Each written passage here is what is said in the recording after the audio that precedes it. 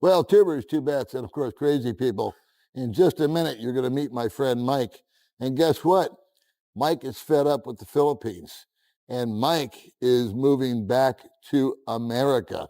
And in just a minute, he's going to tell you what those pet peeves are. He's been here almost 3 years, and what's motivating him to pack up shop and go back to the States.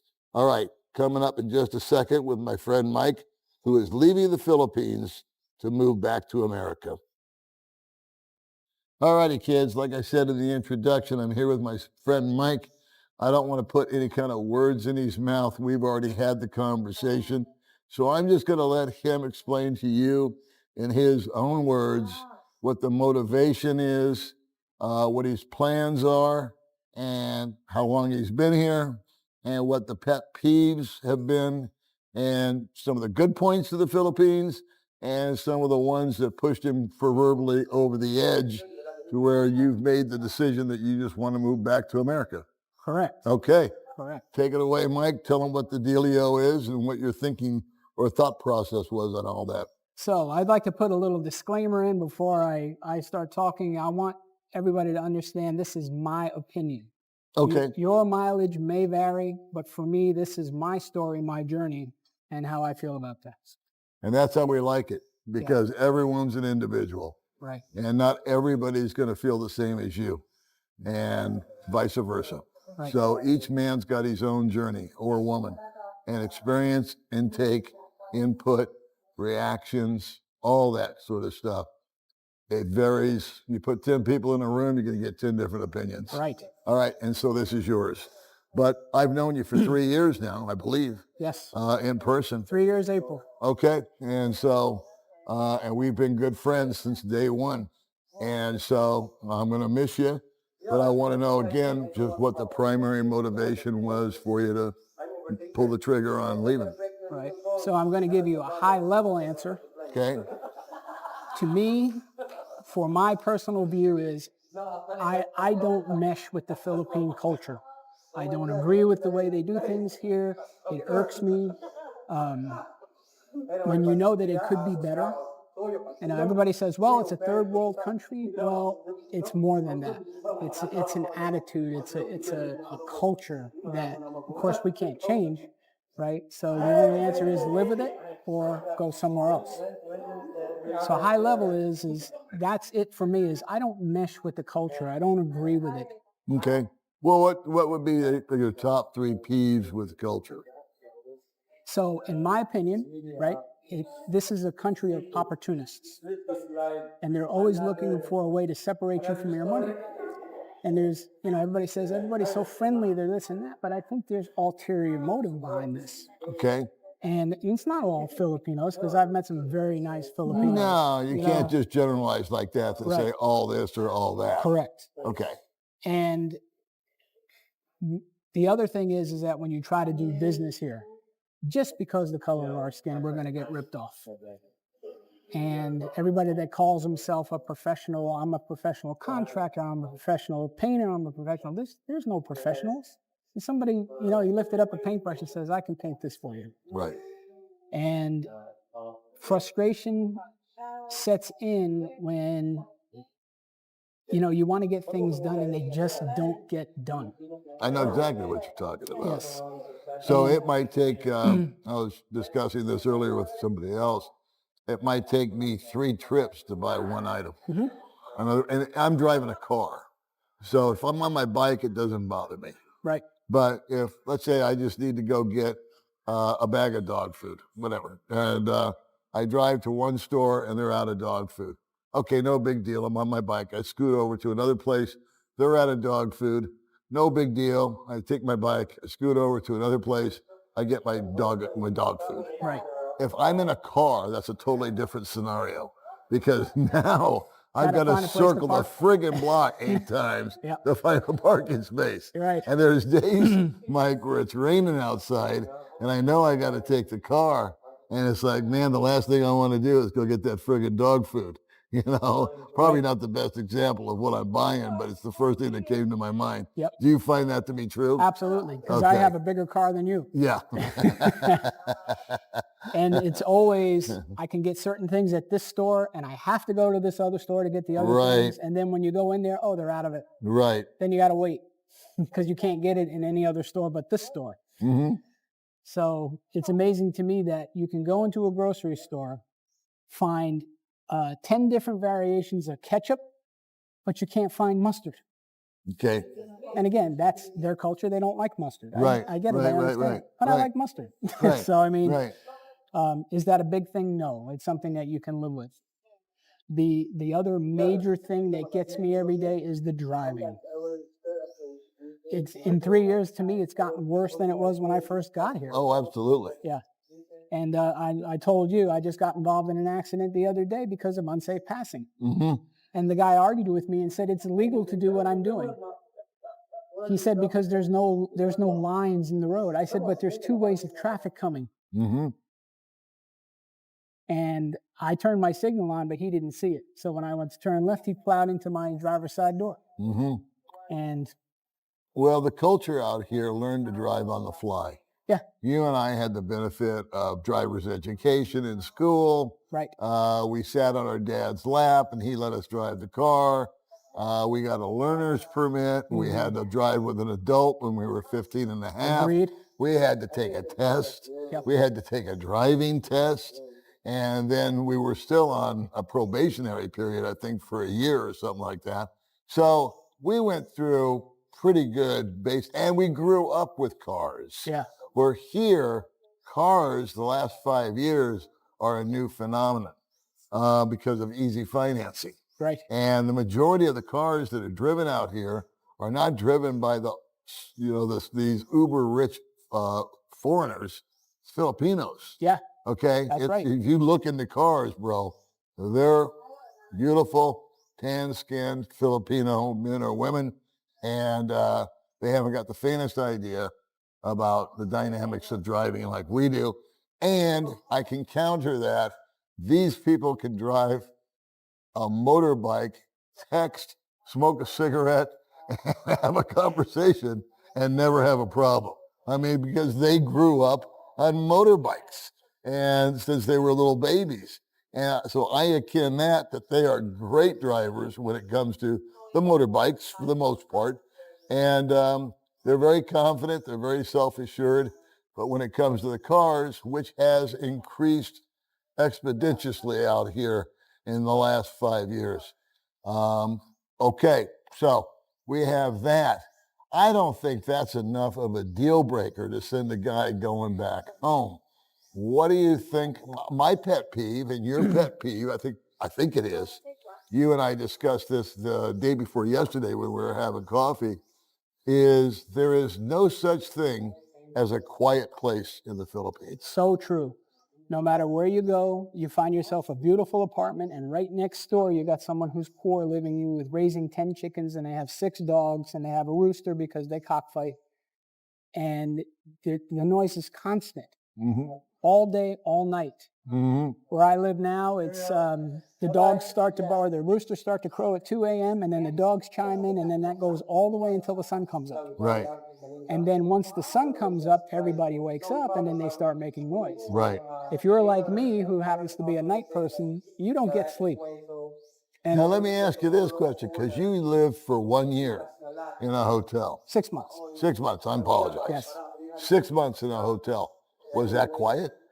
It was more quiet, but still had noise because the housekeeping staff has no problem at 6 a.m. to yell up and down the hallway. And Filipinos are not known for being soft-spoken. No, they yell. And there's a group across from us right now Right. that they can light up at any time and blurb into this microphone.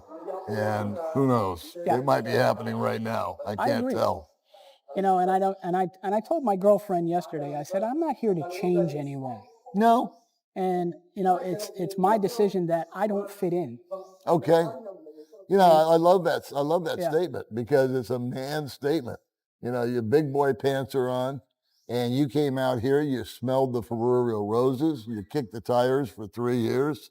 You gave it your best, Right. and at the end of the day, you're just not happy.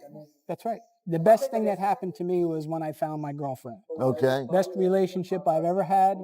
She's sweet. She's wonderful. She's all that. You know, nobody's perfect. You told me, you said no relationship is perfect. So true. And my intent is to not leave her, but bring her with me. Excellent. So we can work that out. But, you know, it's not easy to do that. Let's talk about, because you don't have a house or an apartment back home in America. I sold everything when I came out here. Same as me. Yeah. I dumped it all. What are your plans for a dwelling back home? I find this very interesting. So one of the reasons that I came out here was because of the economy, where I could live cheaply and have day to day and have a better quality of life. Well, so you know as well as I do, once you stop working, now you're poor in America. Oh, yeah. And you can't do anything. Right. So I said, well, how can I take this standard of living or this cost of living and bring it back home? So I've been doing some research and I found an answer. There's a very big tiny home business going on in America now where they're building small homes that you can get for $20,000, $30,000. Not only are they building the homes, but they're also creating communities, right? You basically get a lot, you pay the lot rent, and their lot rents are $200 a month. So you don't own the land. You don't own the land, you own your house. Okay. You don't own the land, and the only other thing you have to pay is utilities. Sounds to me like a modified upscale mobile home park. You got it. Okay. Right. All right. And they're building these homes now that they don't look like trailers anymore. They're building them, they look like houses. They have little yards, they have little patios, they have porches. I don't know. Well, but you sent me a link and I never opened it. Right. So you have the way mobile homes look like, you have this rectangle, right? And it's all metal and all that stuff. Well, they build them now with wood. They make roofs, pitches, and all this other stuff. They do a turnkey job for you if you want it. They can make it totally off grid if you want it. Composting toilets, solar, that kind of stuff. On-demand water heating, that kind of thing. So they're very flexible on what you want. And if you have some money, you can go and buy this house, right? And then you set it up on the lot. How much are you paying in rent here in the Philippines is going to equal out to be the same. Correct. You have to make some sacrifices where, okay, I'm going to buy a 2-year-old car or a 3-year-old car. This way I don't have to put liability on the insurance, make everything cheaper. Sure. Right? And knock on wood, hopefully the economy will change now that we have, new people in office. Okay. Right? Well, let me ask you this. Price ranges on these houses.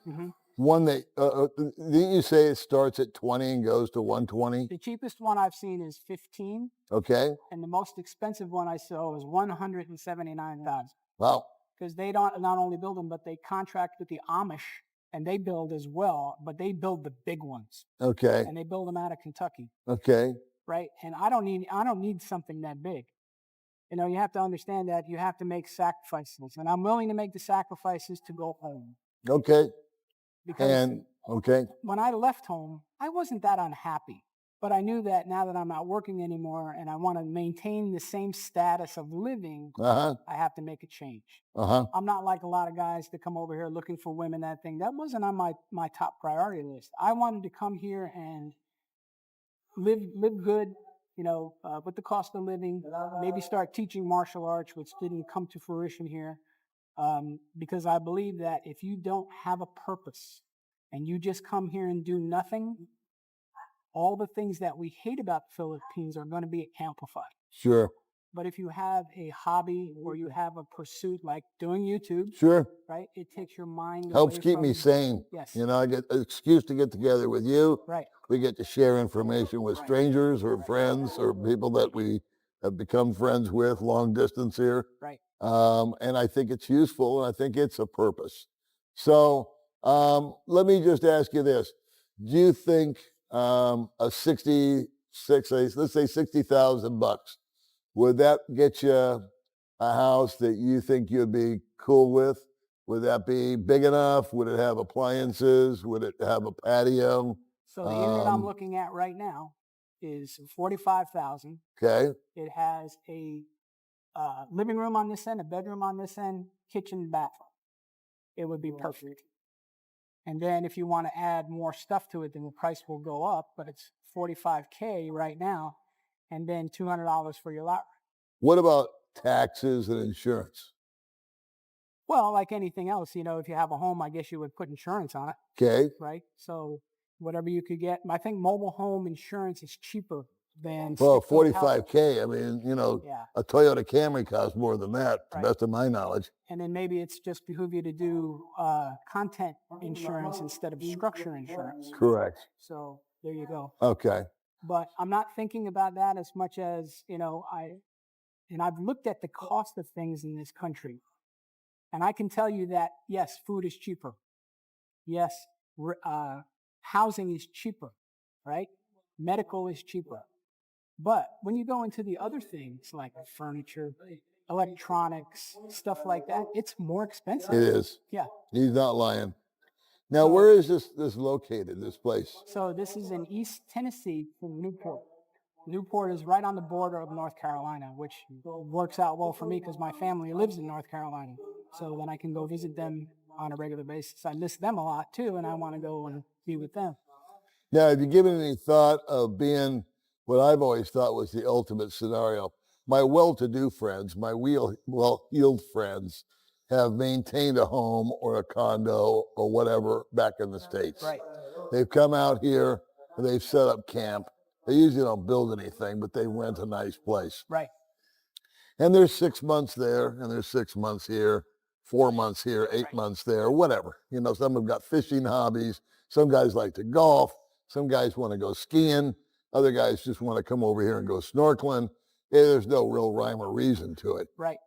Is that something that you would consider? Or once you get there, are you there for good and you're not coming back? No, because I want to maintain my relationship with my girlfriend. I will be making trips over here too, Okay. but a month at a time. Oh, cool.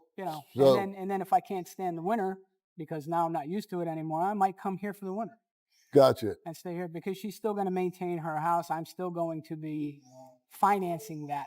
Okay. So I'm not cutting her off and going there. I'm Gotcha. going to add this on. Okay. And she's excited about it because she wants to go there. She wants to go there, get a job, go to work. So, but we have a problem because she has a 14-year-old daughter who has to finish school. And when she's out of high school and goes to college, then she's more independent and then she can do what she wants. So it'll be back and forth for the next 4 years if the relationship works. So if I heard you right the other day, you're going to go back home for a month and then come back. Leaving on March 20th and coming back on April 20th. I'm going home to see the family, do some things like the Social Security thing we were talking about. Yes. Take care of that. Do that in America, and for then God's sakes. Go get this house lot deal sewn up. Well, you're going to put some eyeballs on it. Put some eyeballs on it. You're not saying, yes, I'm going to sign today. I'm going to go there, and if all the boxes get checked the way they should be, and the money's going to be right, I'm in. All right, write a check. You own it. Yeah, well, then they have to build. Okay. So it's going to be like 2 or 3 months down the road. Cool. Which is okay. I'll come back here, buy it out here, and then, plan on going back and forth. Can't do that too many times because I want to find a job too while I'm there. Okay. So I'm going to have stay to busy. Yeah, stay busy. Are you bored out here? Immensely. Why? And the reason is because I don't have the freedom that you do.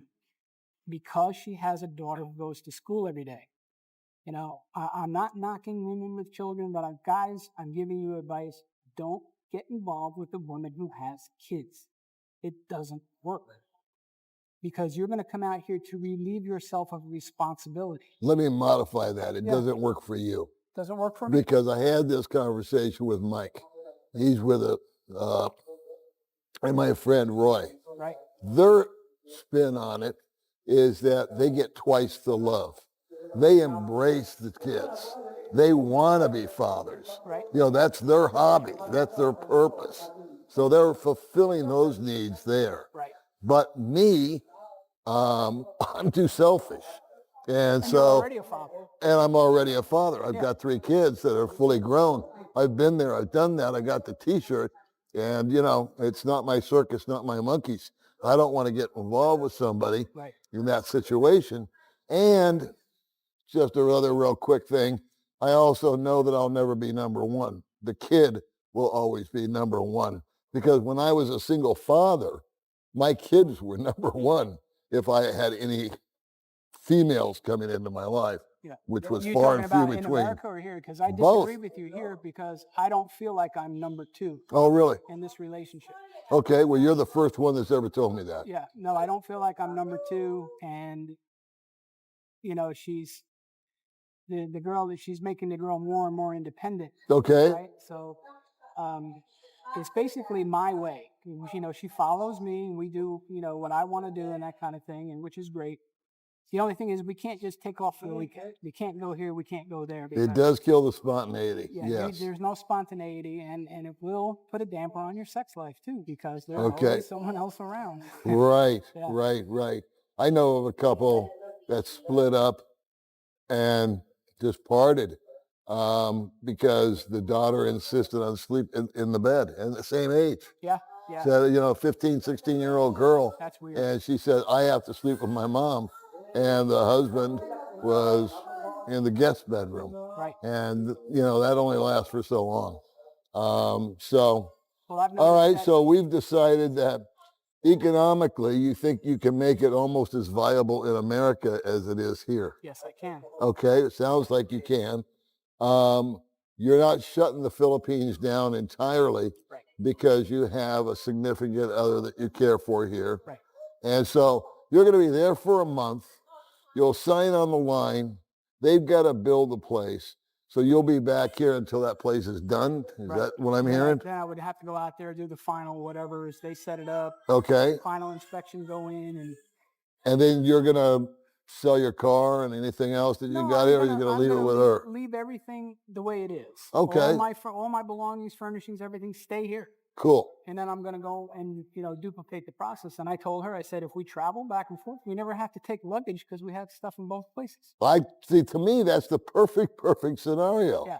You got a 5-year-old car parked in the garage, a nice solid Toyota Camry. Right. You got a nice solid Toyota Vios, I think you drive, or something like that. Okay, in the garage here.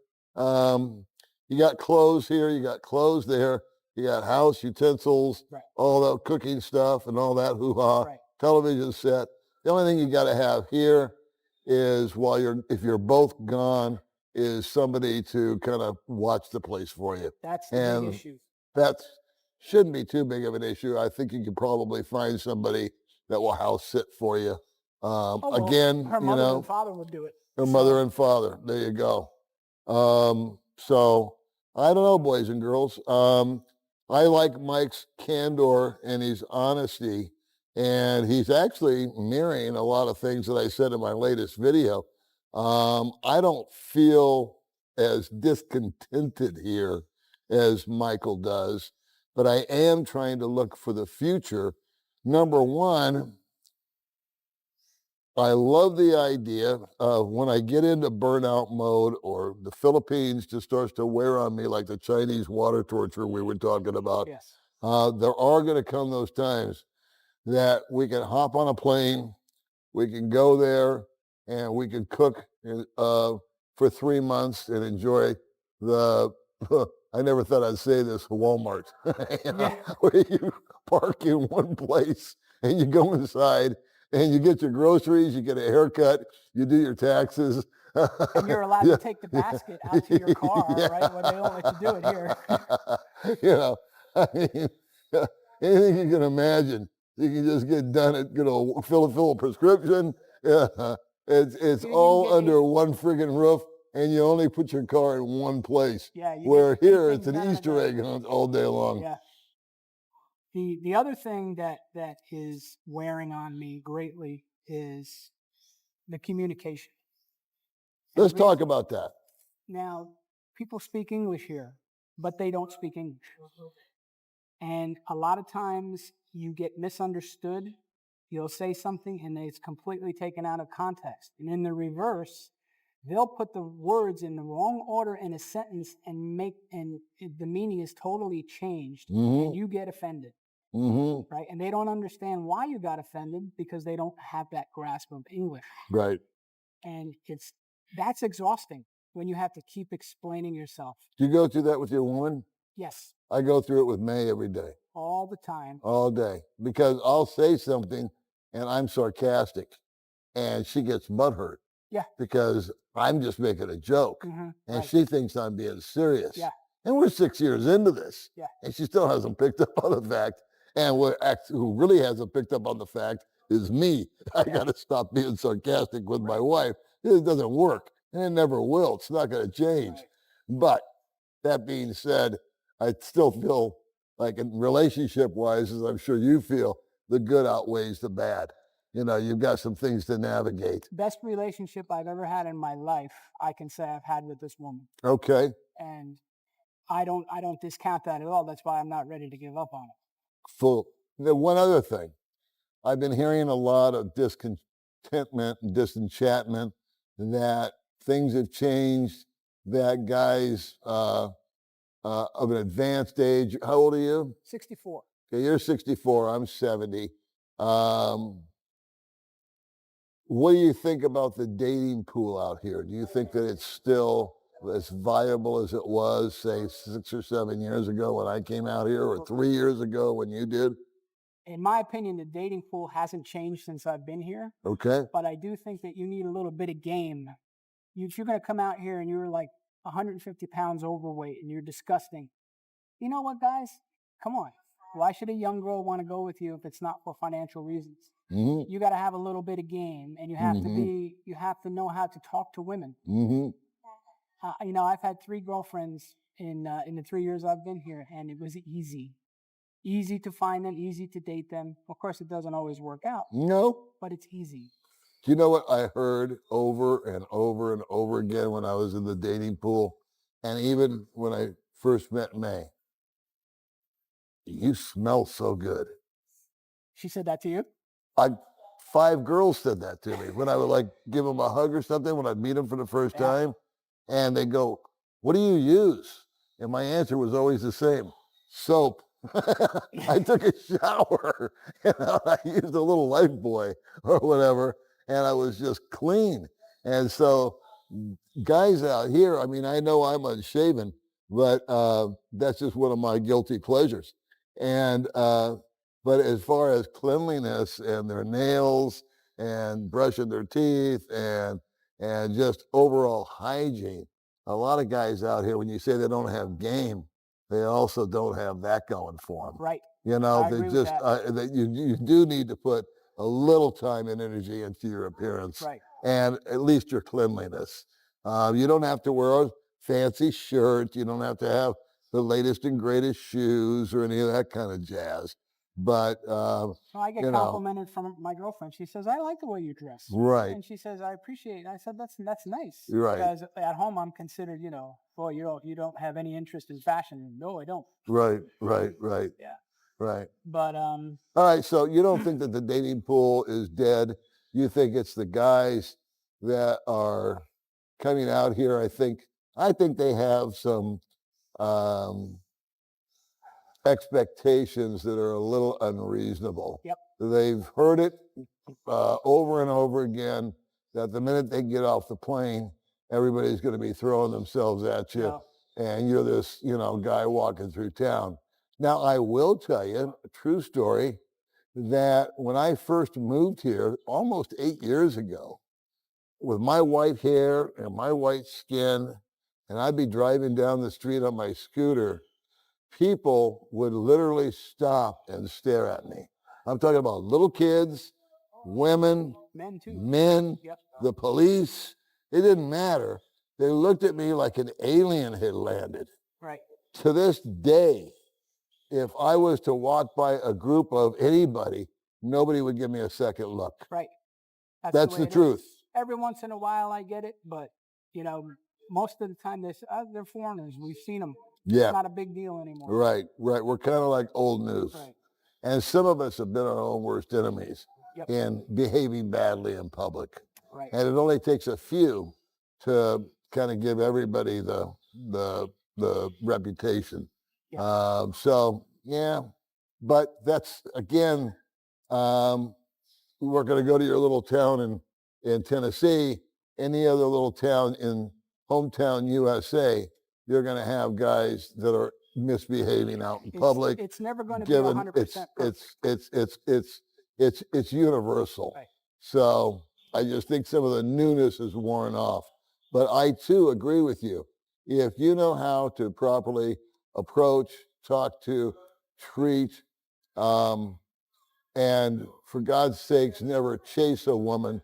Just make sure that you maintain her respect by telling her no every now and then, Yeah. or not immediately telling her how beautiful she is and running out and buying her a bunch of stuff. That will lose your respect right off the Lead key. with your wallet, and You lead with your wallet, and you're done. Yeah. Yeah. Well, so you're going to go. We'll just recap this. You're going to bug out in March for a month. You're going to be 2 or 3 months. You'll be back here. And then when that thing's built, you're going to go back. Now, are you going to take her on that trip? The plan, we've got the tourist visa in the works now. Okay. And if she gets approved, we're going to go, because she can only go for a month at a time, even if it's a multi-visa entry. So we're planning on the month of July, because the kid is out of school. She can stay with the grandparents, and we'll go and she'll see America and see the place and put her own little, female touches in the house, that kind of thing, because I want to make her feel like it's hers too. Okay, so she'll be with you for a month. And then she has to come back because she has to leave. And she'll be flying alone. You're going to stay there. Yeah. Well, no, we'll probably come back. Oh, you'll come back together. Probably. Okay. Yeah, probably, unless I haven't found a job and I have to work. She was under the impression, I could come out there for a month and get a job and work and then go back home. I said, no, nobody will hire you. They're not going to let you work for a month and be gone for 6. Yeah, that doesn't work. And to touch on another living thing here. Sure. The Philippines doesn't have suburbs. Correct. You have city and you have country, or province, what they call province. Right. There's no such thing as a suburb. Right. And I miss the suburbs. Okay. Immensely miss the suburbs. Okay. So, you're a little homesick. Yeah, and there's no shame in being homesick. And again, I got to commend you. You gave it 3 years. I think that you've decided that, you're 60 some odd years old. How 64. old? 64. There's a lot more years behind you than there are in front of you. That's right. And so you may as well maximize those. Right. Because one thing you're not going to be able to buy is more time. So I thank you for your candor, letting the guys know out there what your future plans are. There's not one big deal breaker out here for Michael, but there's the nuances, the little things that have worn on you. I think for me, it's the noise is the one thing that really just drives me nuts. But the culture is the biggest thing. Okay. It's the differences of how we are, the things we find offensive, the things they find offensive. It's like oil and water. It doesn't mix. And the communication is weird. I'll give you a quick example and I'll shut up. Yeah. We were at the BIR the other day and trying to get some straightened out on our title thing. And I asked the guy that's in charge of stuff, I said, because he was telling me about this form we have to fill out. And I said, well, do we upload a picture or do we take a picture? And he said, yes. What does that mean? And I just started laughing. I give up. Okay, we're done. But those are the nuances that you see. So we got communication. We've got the culture. The people are sweet. The people are smiling. Right. They're gentle. There's not a lot of violence out here. Right. I've never felt threatened. I think it's safe. Right. I think it's economically viable.